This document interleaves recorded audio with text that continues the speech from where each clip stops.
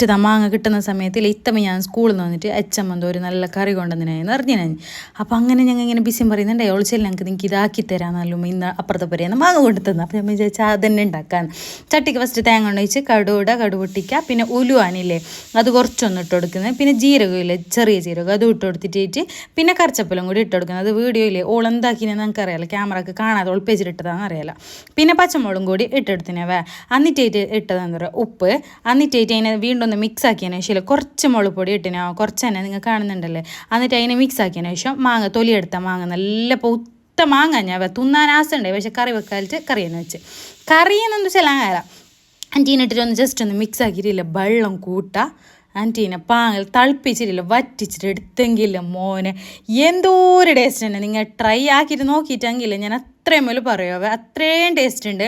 അപ്പോൾ നിങ്ങൾ ഇത് കറിയെന്നൊന്നും വെച്ചാൽ അങ്ങനെ ആൻറ്റീനെ തളക്കുമ്പോൾ എന്താ പറയുക വെള്ളുള്ളി കുത്തിയതും കൂടി ഇട്ട് കൊടുക്കണം. ആൻറ്റീനൊന്ന് വറ്റിച്ചിട്ടെടുത്തെങ്കിലായി ഈസി അല്ലേ ഉണ്ടാക്കാൻ.